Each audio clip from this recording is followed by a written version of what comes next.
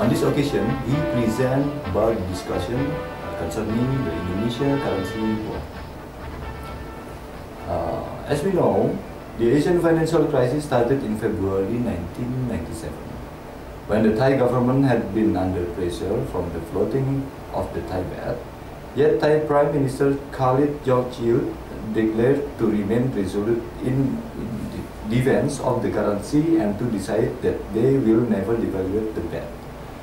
However, due to the rising current account deficit and the dwindling foreign reserves, the government finally floated the baht on to July 1997, which also ended almost 25 years of tying the currency to the US dollar. This resulted in the dramatic drop of the exchange rate from 25 to 30 baht to the US dollar, triggering the contamination that spread out throughout the region. Thailand's closest neighbor were hit first. First, Malaysia, which was forced to abandon its defense of the ringgit, and then the Singapore dollar depreciated to its lowest level since 1995. Finally, Indonesia came next in the line. Okay, ladies and gentlemen, has to be with us two people, our famous speaker, namely Mr. Dani Ardiansyah. Good morning. Morning. And Miss Libria Sevita. How are you, Mr. Dani? I'm fine, thank you. Okay. Concerning the financial crisis in Indonesia, so actually what caused the financial crisis in Indonesia? First, Mr. Dani, please. Okay, in the 1997, at the time, we have seen that the currency in the Thailand baht first hit in the February 1997.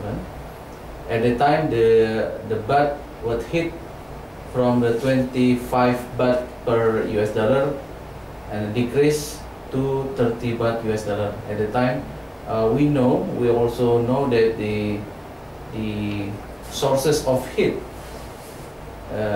mainly from the speculators, and then followed by the panic movement from the people and the foreigners that they felt the situation is quite uncertain. Okay. So many people in Thailand and then come to the banks and asking for their cash, their money. So many people will stand in line to cash out. Cash out. Okay. Cash out. The money, yeah. So at that time, the crisis began in 1997 in February in Thailand because the speculators. So what are you trying to say is the impact of the crisis is come into the Asian region probably. Yeah, at the same time. Southeast Asia. Southeast Asia. Okay. Firstly in Thailand, and then its neighbors Malaysia, and then Philippines, and at the end Singapore and Indonesia. Okay. What do you think concerning this, Miss Libria?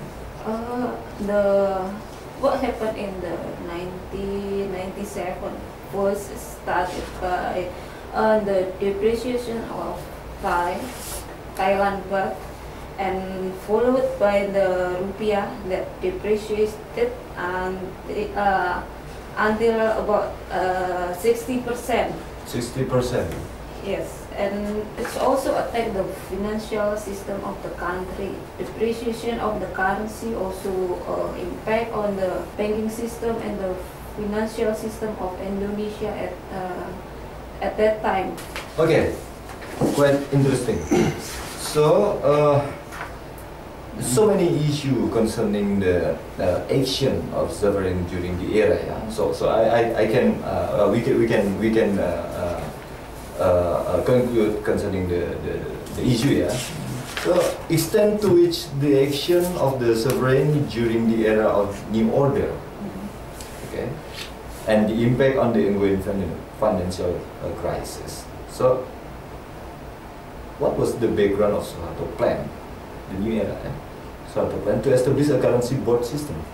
The background of the Suharto plan to establish a currency board system is first is to stabilize the rupiah at the time. Okay. So it's to minimize the depreciation of the currency against other currency like US dollar. So the government want to develop the currency board, especially to keep the rupiah stable and the exchange rate remain unchanged. Because if a lot of company have a foreign currency debt, it will press their balance sheet.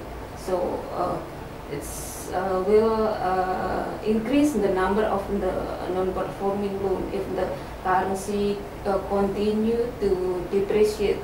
So the purpose of the establishment of the currency board is first is for the stabilization of the currency. Why IMF under Michael Kamdesus later didn't agree and not recommend Indonesia to implement currency board system? This is quite interesting issue here. Okay, how about you? What do you opinion, Miss Julia? The IMF did not agree Indonesia to implement the currency board system because the risk, it's very risky to the Indonesia economy.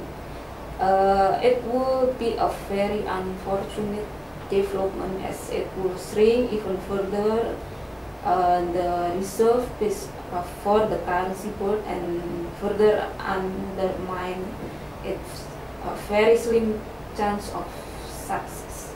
So the IMF didn't see the strategy in implementing the currency board will success at that time. So the IMF under Michael Kamdesus urged the government to not establish the currency board. Okay, what do you think? I want to add her statements. Basically, the currency control system that being proposed by Suharto and then rejected or disagreed by Michael Kamdesus at the time as a IMF head at the time. The requirements of the reserve, the huge reserve, to maintain a certain amount of rupiah from the supply and demand mechanism. So the Michael Kamdesus basically worried about the capability and capacity of Indonesia's reserves at that time was only 30 billion US dollars at the time. Was not large, was not large. So he basically worried about the capacity of our reserve to establish a capital control system such as what have been doing by Malaysia. So the reserve is not quite big enough to support the control system. However, the money supply and money demand in the market, the requirements of rupiahs, and then the people who wants to buy rupiahs or people who wants to sell rupiahs need to free float mechanism. So they didn't want, in a liberalization, in a capitalizations era, they didn't want to have a government to manage or control the currency, the flow of currency or flow of money. Is it also, if I'm not mistaken, at that time Suharto was also being pushed by other country like Prime Minister of Japan calls Suharto to have deal with the IMF, and Bill Clinton also calls Suharto to make agreement with the IMF and did not establish the currency board because international community saw that Indonesia didn't able to solve the crisis without IMF assistance. So it's very difficult situation for the Suharto at that time. So what the really exactly dilemma is faced by Indonesian government for securing the loan? Okay, Mr. Dani. I think the toughest dilemma is when the currency let the market decide, the fluctuations decide. Then at the time, at the 1997 and 1998, at the time the speculators have won in controlling the currency at the time. So the dilemma is whenever the corporations at the time will lead to the suffering in their net income, in their profit and loss. So at the time, many corporations in Indonesia, especially in Indonesia, suffer losses, big losses, and so on. So their equity becoming negative. Concerning the dilemma, is there any relation or related issue with the bailout or some kind of bailout plan from IMF doing to the financial Indonesian financial crisis? Is it any related issue concerning the dilemma? Basically, IMF offered loan for its member if they have problem with their financial system. At that time, the IMF announced a loan package about 23 billion US dollar for Indonesia. Actually, it's the biggest amount after they give to another country, Mexico. Okay, this is concerning the currency board proposal. Yes. Is there any relation? But usually the loan from the IMF also followed by some condition that the country of that they will to bail out have to obey. They usually have several rules that the country have to follow.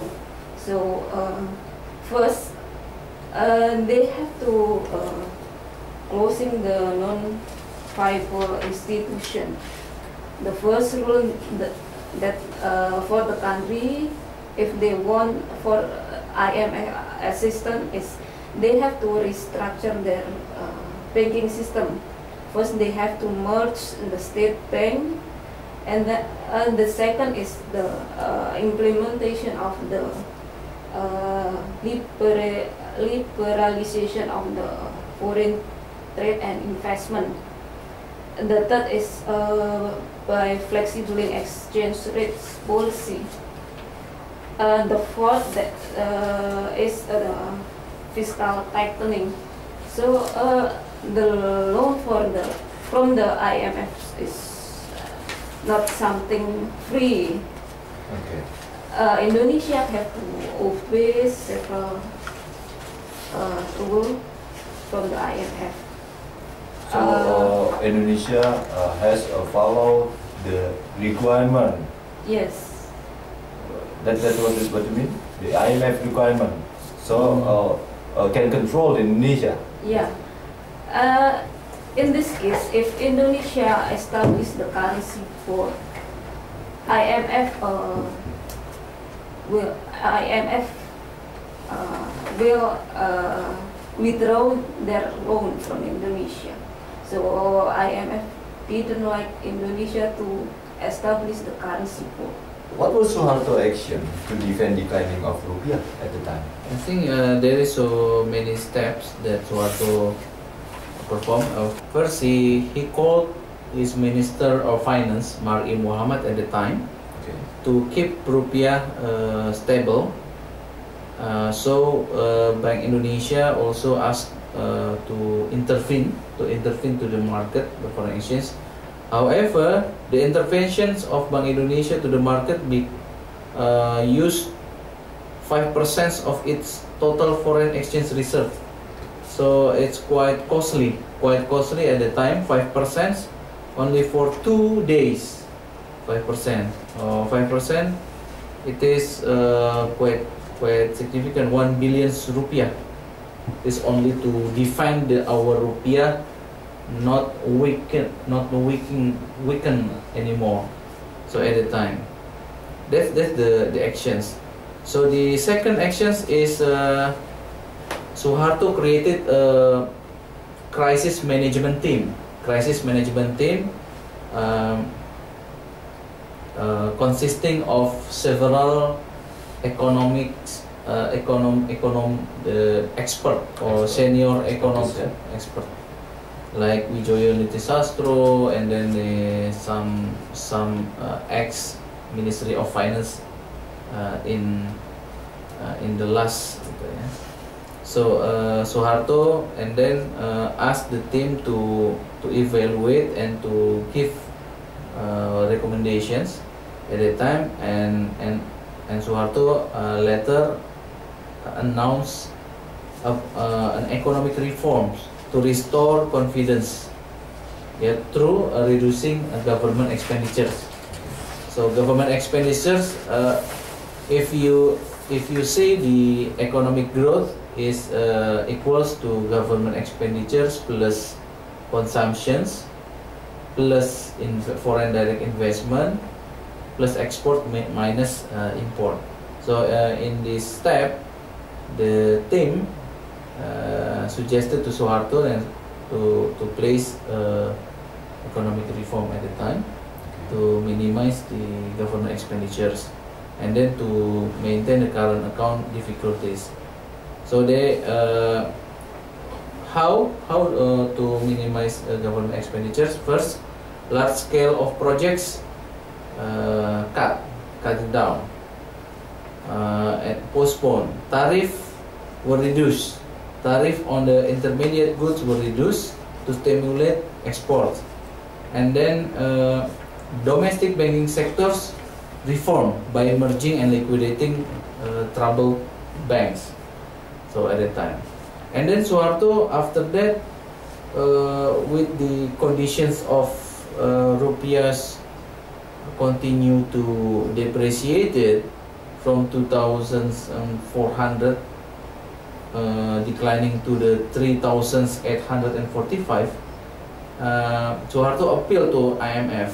So initial intention was to confine institutional assistance to policy advice and avoid consequences of IMF loan. So at the time, he appealed. Okay. Before we move to another interesting statement or explanation, probably there are any certain four main conditions concerning IMF announced loan package.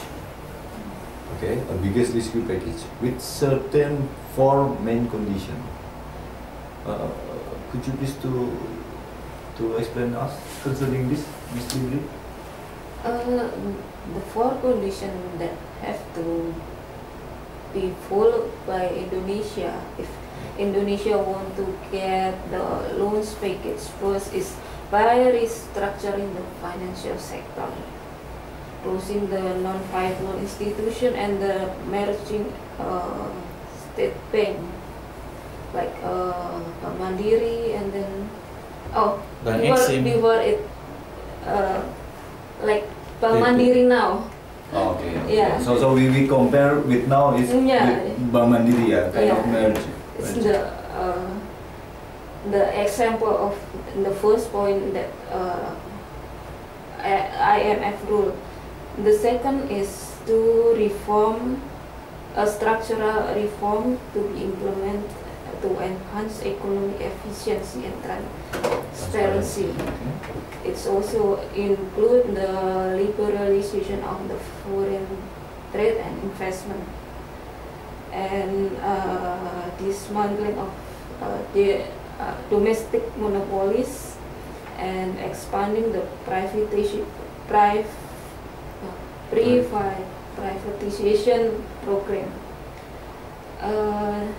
The third is rupiah stabilization through retaining a tight monetary policy and flexible exchange rate policy.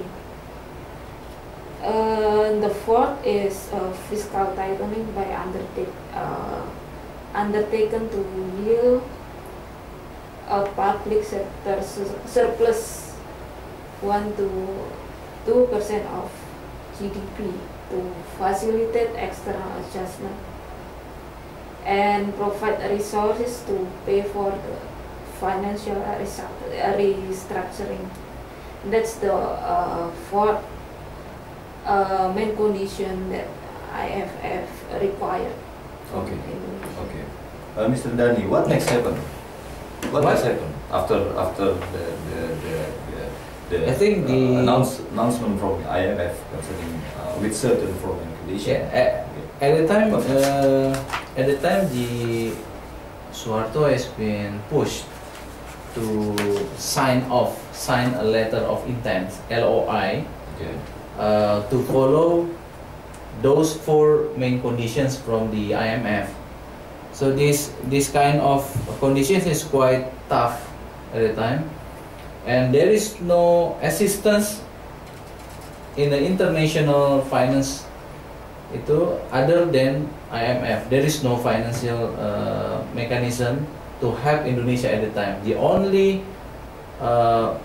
world financial institutions is only IMF at the time, who are able to help us. So Suharto then signed the letter. Okay. So however, the letter of intent in the 1998 mainly were not initially followed by the government of Indonesia. Yeah, Suharto at the time when he presented the national budget 1998, reject or what? not followed. So for example, the national budget APBN at the time failed to end subsidy. So we still put subsidy as our main concern at the time. For example, like oil subsidy, electricity subsidy, educational, etc. Okay. Second, failed to end monopolies at the time. So the monopolies at the time, we have monopolies by Bulog to monopolies cengkeh, monopolies rice. Yeah, and then the third is failed to run a surplus budget. So we still have a deficit budget at the time. The expenditures higher than the amount incoming to the national budget. Okay. So the fourth is failed to use assumptions. The assumptions used to prepare the national budget is not realistic from the international point of view. So at the time, for example, what kind of assumption? For example, like inflations targeted on the 10%. At the time, it is even higher than 10%. And then the interest rates. Also, the assumptions is not realistic at the time. Okay, Mr. Dani, I think very interesting.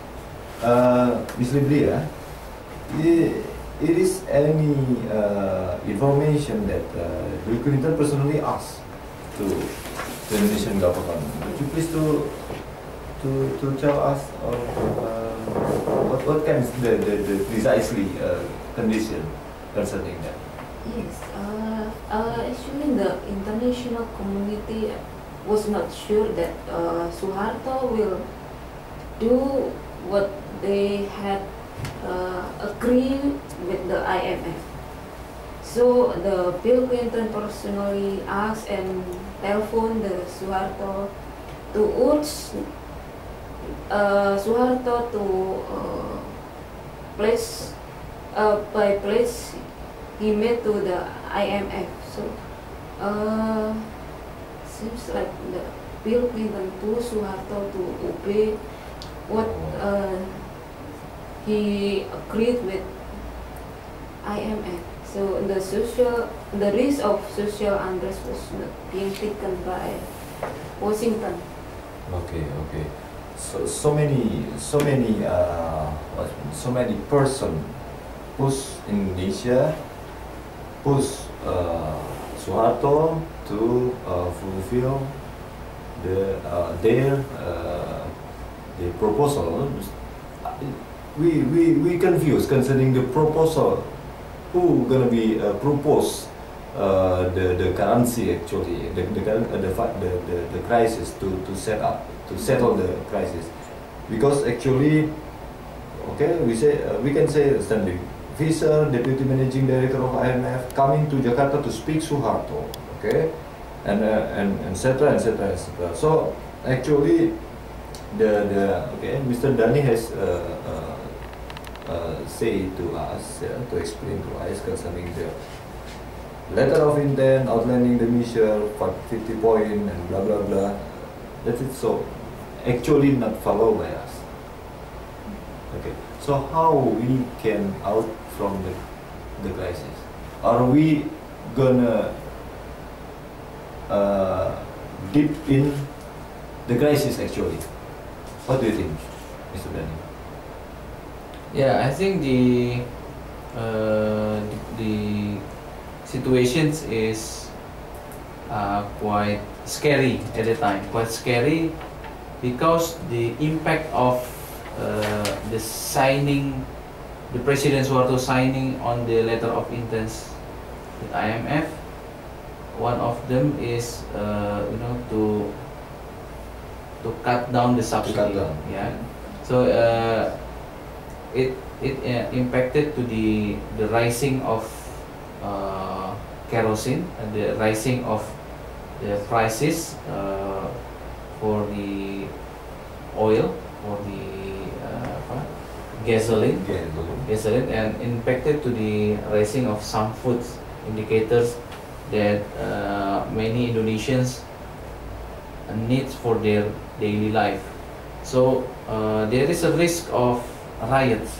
So many people in Indonesia demonstrations, perform demonstrations, and some of them do riots. They take daily goods from the mini market as if the mini market as their own mini market. It's very bad for insurance company probably. Yeah, it's very bad. Okay. So how Indonesia come out from the crisis. At the time we follow the IMF. At the end we follow the IMF, and we stricted down the 50 points of the measurements criteria, like liquidating banks, merging banks, kind of multiplier effect. But the impact is political and social impact were not measured at the time by IMF.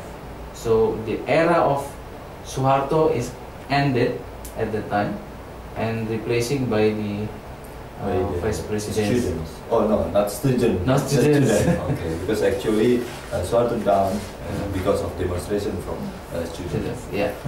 So, based on our discussion, so we can conclude that the currency board proposal is cannot be performed, okay, because of the international pressure and political situation in Indonesia cannot support the this proposal. Maybe like that. I think we has discussed about whole issue concerning the topic. So very thank you, Mr. Dani, join with us. Ms. You're welcome. Thank you, join with us, and see you next time. Good morning.